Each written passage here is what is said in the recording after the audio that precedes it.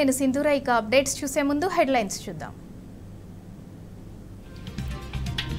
రామోజీరావు పార్థివ దేహం వద్ద ప్రముఖుల శ్రద్ధాంజలి. ఫిల్మ్ సిటీకి భారీగా తరలివస్తున్న నాయకులు, అభిమానులు. తెలుగు ప్రజల భవిష్యత్ గురించి రామోజీరావు తపించారు. జర్నలిజానికి గుర్తుగా నిలిచిపోతారన్న ప్రముఖులు.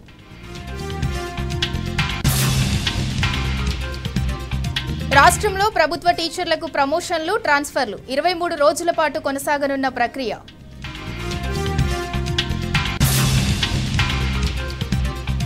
హైదరాబాద్లో కొనసాగుతున్న చేప ప్రసాదం పంపిణీ. ఎగ్జిబిషన్ గ్రౌండ్కు పెద్ద సంఖ్యలో తరలివస్తున్న ప్రజలు. రంగారెడ్డి జిల్లా మీర్పేటలో రౌడీ షీటర్ దారుణ హత్య. దగ్గరి బంధువులే చంపినట్లు నిర్ధారణ.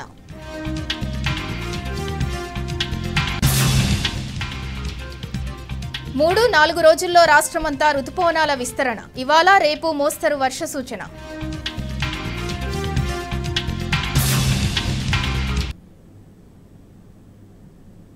రైట్, డీటెయిల్స్ చూద్దాం. రామోజీ గ్రూప్ సంస్థల అధినేత రామోజీరావు కన్నుమూశారు. హైదరాబాద్లోని ఓ ఆసుపత్రిలో చికిత్స పొందుతూ తుది శ్వాస విడిచారు.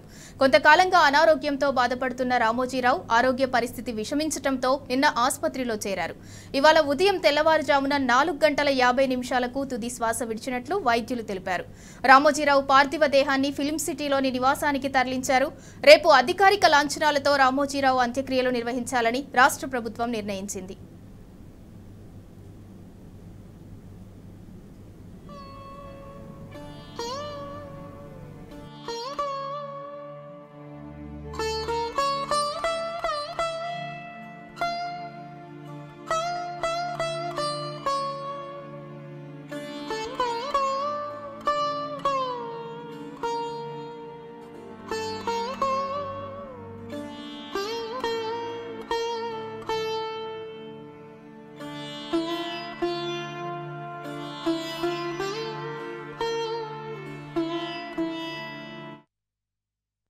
రామోజీరావు అసలు పేరు చెరుకూరి రామయ్య. 1936 నవంబర్ 16న కృష్ణా జిల్లా పెదపారుపూడిలో ఓ రైతు కుటుంబంలో జన్మించారు. తల్లి వెంకట సుబ్బమ్మ, తండ్రి వెంకట సుబ్బారావు.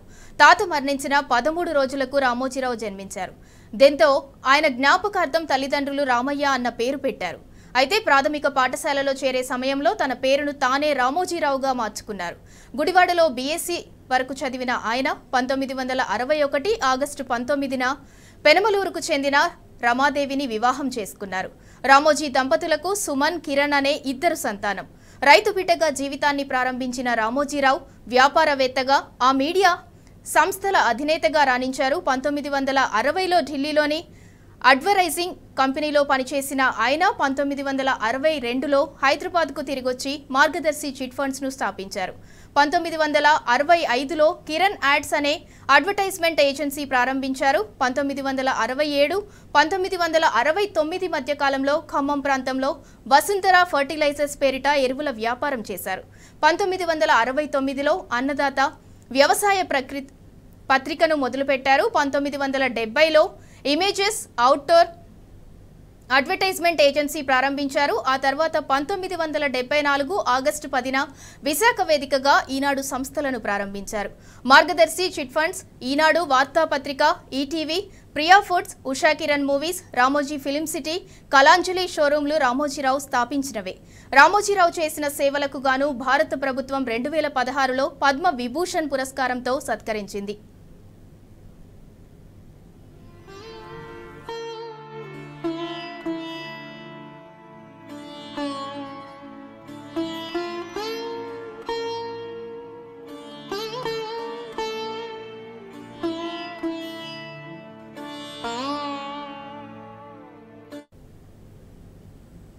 ఈనాడు గ్రూప్ సంస్థల చైర్మన్ రామోజీరావు పార్థివ దేహానికి బీఆర్ఎస్ వర్కింగ్ ప్రెసిడెంట్ కేటీఆర్ నివాళులు అర్పించారు. రామోజీరావు భార్య రమాదేవిని కేటీఆర్ పరామర్శించారు. జర్నలిజంలో రామోజీరావు తనదైన ముద్ర వేశారని కేటీఆర్ అన్నారు. తెలుగు రాష్ట్రాలతో పాటు దేశాభివృద్ధి కోసం రామోజీరావు పరితపించేవారని కేటీఆర్ అన్నారు. అభిమానించే ప్రతి ఒక్క సోదరికి ఈరోజు జరిగిన నష్టం సామాన్యమైనది కాదు. ఎందుకంటే తెలుగు పత్రికా రంగంలో, తెలుగు ప్రసార మాధ్యమాల్లో ఒక విప్లవాత్మకమైన మార్పుకు బీజం వేసిన మహానుభావుడు గౌరవనీయులు శ్రీ చెరుకూరి రామోజీరావు గారు. ఆయన ఈనాడు అనే పత్రిక స్థాపించిన తర్వాత తదనంతరం ఈటీవీ ద్వారా మళ్ళీ ప్రసార మాధ్యమాల్లో ఎలక్ట్రానిక్ మీడియా యుగంలో కూడా తనదైన ముద్ర, ఒక ప్రొఫెషనలిజంతో, ఒక విలువలతో కూడిన జర్నలిజానికి గుర్తుగా రామోజీరావు గారు చిరకాలం నిలిచిపోతారు. తెలుగు భాషని ఆయన అభిమానించిన విధానం, తెలుగు భాష అభివృద్ధి కోసం ఆయన తపన, అదేవిధంగా ఎల్లవేళలా రాష్ట్రం బాగుండాలి, దేశం బాగుండాలి అంటూ తనదైన శైలిలో ఎప్పుడు కలిసినా చిరునవ్వుతో భారతదేశం గురించి, అదేవిధంగా తెలుగువారు ఎక్కడున్న తెలుగువారి గురించి, తెలంగాణ గురించి, ఆంధ్రప్రదేశ్ గురించి మాతో ఎన్నో సందర్భాల్లో గొప్పగా చాలా విషయాలు, గతం గురించి, భవిష్యత్తు ఎలా ఉండాలనే దాని గురించి కూడా చాలా గొప్పగా చెప్పిన మహానుభావుడు రామోజీరావు గారు. చాలా సందర్భాలు గంటలు వారితో కూర్చున్నప్పుడు ఒక మొబైల్ ఎన్సైక్లోపీడియా లాగా మొదటి నుంచి భారతదేశ స్వాతంత్రానంతరం నుంచి ఈరోజు వరకు చరిత్ర ఎన్నోసార్లు ఆయన నోటి వెంపడ విన్న ఒక అదృష్టం కూడా నాకు కలిగింది. వాళ్ళ ఆయన లేని లోటు నిజంగా కూడా తెలుగు పత్రికా రంగానికే కాదు, ప్రపంచవ్యాప్తంగా ఉన్న తెలుగు వారందరికీ కూడా ఇది తీరని లోటు. ఒక యూనివర్సల్ స్టూడియో స్థాయిలో ఇవాళ రామోజీ ఫిలిం సిటీని నిర్మించాలనే సంకల్పం ఏదైతే ఉందో, విజన్ ఏదైతే ఉందో, అది నిజంగా ఒక విజనరీకి మాత్రమే సాధ్యం. ఆ విజనరీ రామోజీరావు గారు. ఆయన ఇవాళ భౌతికంగా మన మధ్య లేకపోయినా ఆయన జ్ఞాపకాలు, ఆయన ఆశయాలు, ఆయన యొక్క ఆలోచనలు తప్పకుండా భవిష్యత్తులో కూడా మనందరికీ స్ఫూర్తినిస్తూనే ఉంటాయి.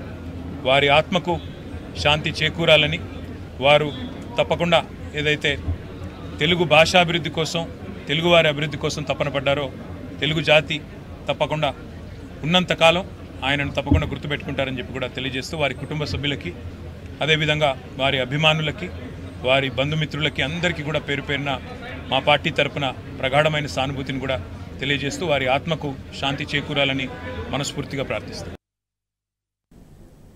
తన సమాధి ఎక్కడ ఉండాలో రామోజీరావు ముందుగానే నిర్ణయించుకున్నారు. తాను బ్రతికి ఉండగానే తన స్మారకాన్ని రామోజీ ఫిల్మ్ సిటీలో నిర్మించుకున్నారు. జీవించి ఉండగానే సొంతంగా స్మారకం నిర్మించుకున్నారు. మరణం ఒక వరం, నాకు చావు భయం లేదు అని చెప్పి చూపించారు రామోజీరావు. ఆయన చేసిన సేవలను భారతదేశం ఎప్పుడూ గుర్తుంచుకుంటుంది.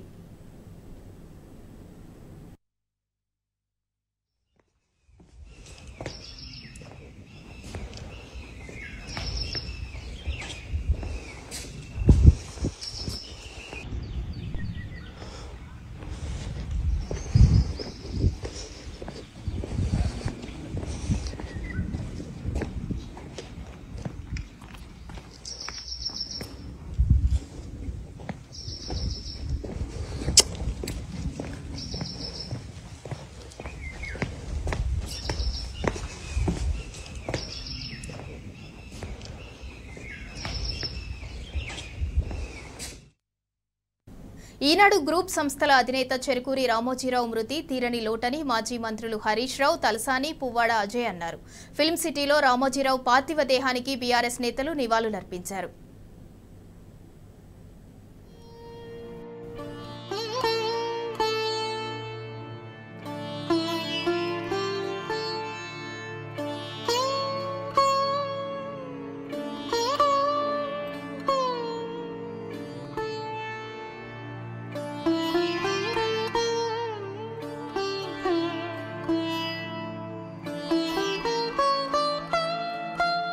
రామోజీరావు గారి మృతి తీవ్రమైనటువంటి దిగ్భ్రాంతికి లోను చేసింది. ముఖ్యంగా వారి మృతి యావత్ తెలుగు ప్రజలకు, మొత్తం దేశానికి కూడా ఒక తీరని లోటుగా మనం చెప్పుకోవచ్చు. రామోజీరావు గారు తన జీవితంలో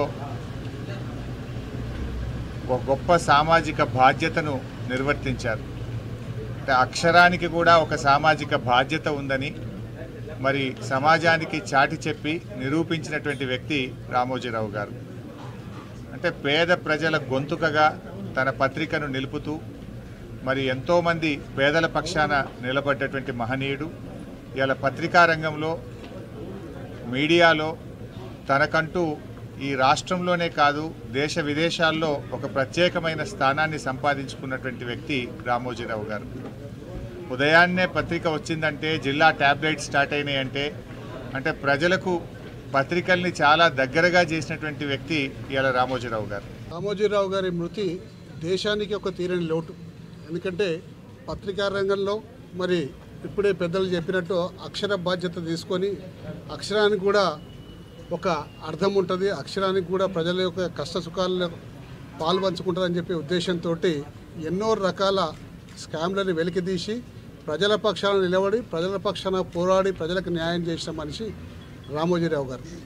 కేవలం పత్రికా రంగమే కాకుండా ఫిలిం సిటీ నిర్మాణం చేసి దేశంలో ఉన్న సినీ రంగాన్ని అంతా కూడా హైదరాబాద్కి రప్పించిన ఘనత కూడా రామోజీరావు గారిది. మరి ఈరోజు మన మధ్యలో ఆయన లేకపోవడం నిజంగా కూడా తీరని లోటది. గౌరవనీయులు రామోజీరావు గారు మరణించడం చాలా బాధాకరమైనటువంటి అంశం. కొన్ని లక్షలాది మంది కోట్లాది మందిని కదిలించినటువంటి అంశం. ఒక సామాన్య కుటుంబం నుంచి వచ్చినటువంటి వ్యక్తి ఈరోజు ఒక పెద్ద సామ్రాజ్యాన్ని సృష్టించడమే కాకుండా ఈనాడు దినపత్రిక ఈరోజు తెలుగు వాళ్ళు మరి ప్రేమించేటువంటి పత్రిక. గడిచిన 50 సంవత్సరాల నుంచి మరి వాస్తవాలని ఉన్నట్టుగా మరి ప్రజలకు చేరువేయడమే కాకుండా మరి చాలామందిని కదిలించినటువంటి వారు రామోజీరావు గారు ఒక వ్యవస్థ కింద ఈరోజు రామోజీ ఫిలిం సిటీ అనేది ప్రపంచంలోనే ఇటువంటి ఫిలిం సిటీ ఎక్కడ కూడా లేదు. ప్రపంచంలో చాలా ప్రాంతాలు మేము పర్యటించినప్పటికీ మరి వారి యొక్క కృషి పట్టుదల కమిట్మెంట్తో ఇంత బ్రహ్మాండమైనటువంటి ఫిలిం సిటీ సాధించడమే కాకుండా కొన్ని లక్షలాది మందికి ఉపాధి కల్పించినటువంటి వ్యక్తి. ప్రియా ఫుడ్స్ స్థాపించడమే కాకుండా మరి ఈరోజు వారు టీవీ రంగంలో కూడా ఈటీవీ కానివ్వండి మరి అదేవిధంగా టీవీ సీరియల్స్ కానివ్వండి ఈరోజు తెలుగు వాళ్ళు ఎక్కడున్నా కానీ అంటే తెలుగు రాష్ట్రాలే కాకుండా యావత్ ప్రపంచంలో ఎక్కడున్నా కానీ మరి బ్రహ్మాండంగా ఆదరిస్తున్నారంటే వారి యొక్క పట్టుదల కమిట్మెంట్. ఈనాడు గ్రూప్ సంస్థల చైర్మన్ రామోజీరావు మరణం పట్ల బీఆర్ఎస్ నాయకులు నివాళులర్పించారు. రామోజీరావు పార్థివ దేహానికి మాజీ మంత్రి పువ్వాడ అజయ్, మాజీ స్పీకర్ మధుసూదనాచారి పూలమాల వేసి శ్రద్ధాంజలి ఘటించారు. ఆయన ఆత్మకు శాంతి చేకూరాలని దేవుణ్ణి ప్రార్థించారు. మీడియా విభాగంలో కానివ్వండి, సినిమా రంగంలో కానివ్వండి తనకంటూ ఒక ప్రత్యేకమైన స్థానాన్ని ఏర్పరచుకొని రామోజీరావు గారు నిష్పాక్షికంగా ఈనాడు సంస్థల్ని ఈటీవీ సంస్థల్ని నడిపిన బ్రహ్మాండమైన చరిత్ర రామోజీరావు గారు. రామోజీరావు గారు ఈనాడు లేకపోవడం అనేది చాలా బాధాకరం. మాకు వ్యక్తిగతంగా కూడా చాలా దగ్గరగా ఆప్తులుగా ఉన్న రామోజీరావు గారు మా నాన్నగారు పువ్వాడ నాగేశ్వరరావు గారితో పాటుగా మరి అనేక దశాబ్దాల పాటు ప్రత్యక్ష రాజకీయాలు అలాగే పత్రికా రంగం ప్రజా జీవితానికి సంబంధించి వారితో మాకున్న అనుబంధం అచంచలమైంది. అలాగే మాకు ఇప్పుడు బంధువులుగా కూడా ఉండి మేము మా ఆప్తుని కోల్పోయినందుకు శోకతప్త హృదయంతో ఉన్నాం. పత్రికా రంగంలో కానివ్వండి, టీవీ రంగంలో కానివ్వండి, లేదా సినిమా రంగంలో కానివ్వండి వారి యొక్క కృషి అచంచలమైనది. భగవంతుడిని రామోజీరావు గారి ఆత్మకి శాంతి కలిగించవలసిందిగా కోరుతూ సెలవు తీసుకుంటాం. ఆయన జీవితం ఈ తరానికి భవిష్యత్ తరాలకు మనందరికి కూడా ఆదర్శప్రాయుడు ఆదరణీయుడు స్వర్గీయ రామోజీరావు గారు. ఒక సామాన్యుడు ఒకే జీవిత కాలంలో ఏ స్థాయికి ఎదగవచ్చో, ఎన్ని రంగాలలో రాణించవచ్చో ఏకకాలంలో చూపించినటువంటి అరుదైనటువంటి వ్యక్తిత్వం రామోజీరావు గారి సొంతం. ఏ పని చేసినా తనదైనటువంటి ముద్రతో రాణించినటువంటి మహానుభావుడు రామోజీరావు గారు. మరి అటువంటి మహానుభావుని కోల్పోవడం అనేది అత్యంత బాధ. ఈనాడు సంస్థల అధినేత రామోజీరావు మృతిపై దిగ్భ్రాంతి వ్యక్తం చేశారు రాష్ట్రపతి ద్రౌపది ముర్ము. ఆయన కుటుంబ సభ్యులకు ప్రగాఢ సానుభూతి తెలియజేశారు. రామోజీరావు మృతితో దేశం ఓ మీడియా దిగ్గజాన్ని కోల్పోయిందంటూ ట్వీట్ చేశారు ముర్ము. దూరదృష్టితో ఎన్నో విజయాలు సాధించి సమాజంలో రామోజీ చెరగని ముద్ర వేశారని గుర్తు చేశారు. మీడియా, సినీ పరిశ్రమలకు ఆయన అందించిన సేవలు చిరస్మరణీయమన్నారు.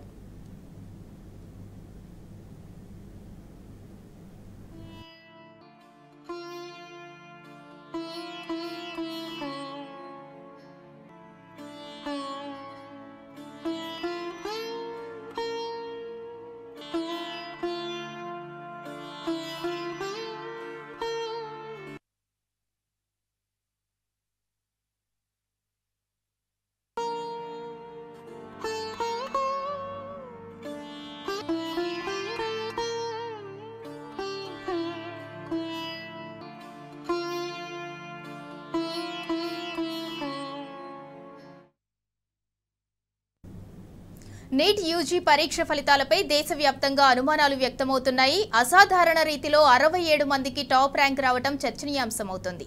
ఒకే సెంటర్లో పరీక్ష రాసిన వారిలో 6గురు టాపర్లుగా నిలిచారు. దీంతో ఫలితాల్లో అవకతవకలు జరిగినట్లు ఆరోపణలు వెల్లువెత్తుతున్నాయి. కొందరు విద్యార్థులకు 718, 719 మార్కులు రావడంపై అనుమానాలు వ్యక్తమవుతున్నాయి. సుప్రీంకోర్టు పర్యవేక్షణలో విచారణ జరపాలని బీఆర్ఎస్ సహా విపక్ష పార్టీలు డిమాండ్ చేస్తున్నాయి.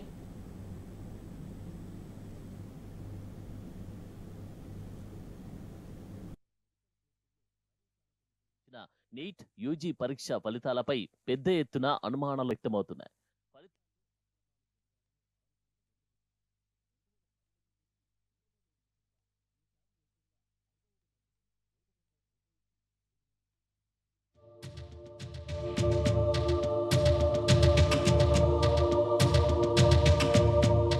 దేశవ్యాప్తంగా ఎంబీబీఎస్, బీడీఎస్ తదితర మెడికల్ కోర్సుల్లో ప్రవేశాలకు నిర్వహించిన నీట్ యూజీ పరీక్ష ఫలితాలపై పెద్ద ఎత్తున అనుమానాలు వ్యక్తమవుతున్నాయి.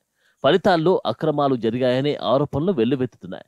2019 నుంచి ఎన్నడూ లేని విధంగా ఈసారి ఏకంగా 67 మందికి 720కి 720 మార్కులు రావడం, టాపర్లుగా నిలవడంతో ఈసారి ఆరోపణలకు బలం చేకూరింది. ఇప్పటి వరకు నీట్ యూజీలో ఒక్కసారి కూడా 3కి మించి టాపర్లు లేరు. 2019, 2020లో ఒక్కరొక్కరు చొప్పున టాపర్లుగా నిలిచారు. 2021లో 3, 2022లో 1, 2023లో 2 టాప్ స్కోర్ సాధించారు. కానీ ఈసారి అసాధారణ రీతిలో 67 మంది టాపర్లుగా నిలవడం, వీరిలో హర్యానాలో ఒకే సెంటర్లో పరీక్ష రాసిన 6గురు ఉన్నారనే వార్తలు రావడం పట్ల విద్యార్థులు, తల్లిదండ్రుల్లో అనుమానాలు మొదలయ్యాయి.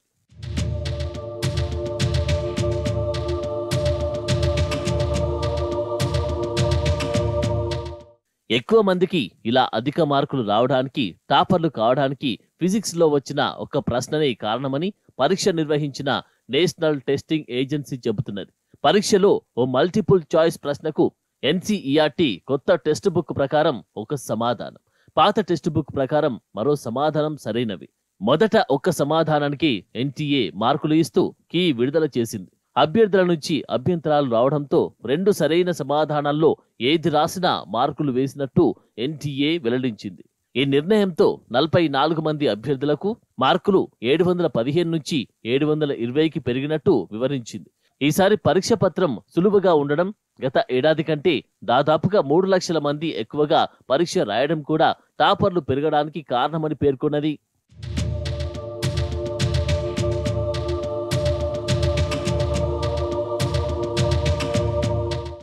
నీట్ ఫలితాల విషయంలో వివాదం కోర్టులకు చేరింది. నీట్ ఫలితాల్లో అక్రమాలు జరిగాయని ఆరోపిస్తూ కోల్కతా హైకోర్టులో పిటిషన్ దాఖలైంది. గ్రేస్ మార్కుల కేటాయింపులో తప్పులు జరిగాయని, ఫలితంగా అభ్యర్థులు అడ్మిషన్లు పొందడంలో నష్టపోతారని న్యాయవాది తన్మయ్ చటోపాధ్యాయ్ కోర్టుకు తెలిపారు. దీంతో ఫలితాల్లో అక్రమాలు జరిగాయనే ఆరోపణలపై 10 రోజుల్లో అఫిడవిట్ దాఖలు చేయాలని ఎన్టీఏను జస్టిస్ కౌశిక్ చంద్ర ఆరోపించారు. మరోవైపు 2 జవాబులు ఉన్న ప్రశ్నకు సమాధానం రాయకుండా వదిలేసిన వారికి కూడా మార్కులు కలపాలని కోరుతూ ఓ అభ్యర్థి ఢిల్లీ హైకోర్టులో పిటిషన్ దాఖలు చేశారు. 2 జవాబులు సరి అయినవి కావడంతో ఏ జవాబును రాయకుండా వదిలేశామని, నీట్లో 1 మార్కుతోనూ ర్యాంకులో భారీ తేడా వస్తుంది కాబట్టి మార్కులు కలపాలని అభ్యర్థి కోరారు. ఈ పిటిషన్లపై అభిప్రాయం తెలపాల్సిందిగా ఎన్డీఏను vacation bench judge justice D K Sharma ఆదేశించారు.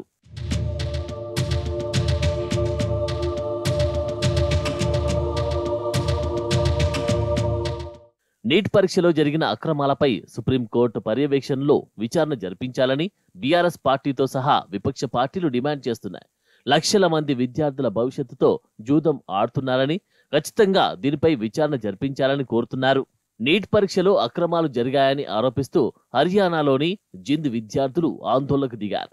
హర్యానాలో ఒకే కేంద్రంలో పరీక్ష రాసిన 6గురికి టాప్ ర్యాంకులు వచ్చాయని వీరు పేర్కొన్నారు. నీట్ పరీక్ష విధానంలో ఎవరికీ 718, 719 మార్కులు వచ్చే అవకాశం లేదని, కానీ ఫలితాల్లో ఇలా వచ్చాయని తెలిపారు.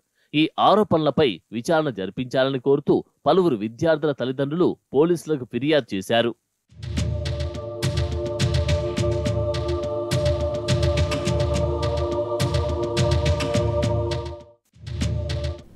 నీట్ పరీక్షా ఫలితాలపై దేశవ్యాప్తంగా అనుమానాలు వ్యక్తమవుతున్నాయి. బీఆర్ఎస్ వర్కింగ్ ప్రెసిడెంట్ కేటీఆర్ తెలిపారు.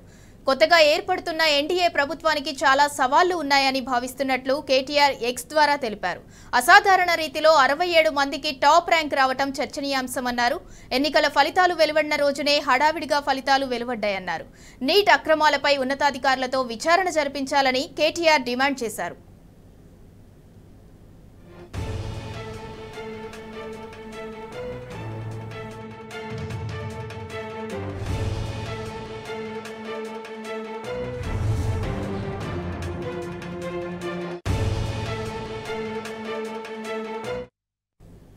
నీట్ పరీక్షా ఫలితాలపై దేశవ్యాప్తంగా అనుమానాలు వ్యక్తమవుతున్నాయి.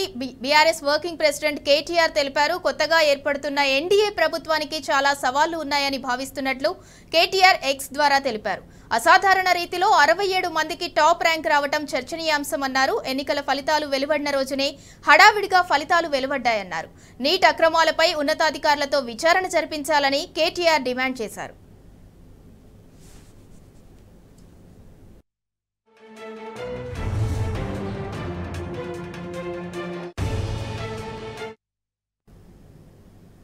ఇవి Telangana express updates. Keep watching tea news.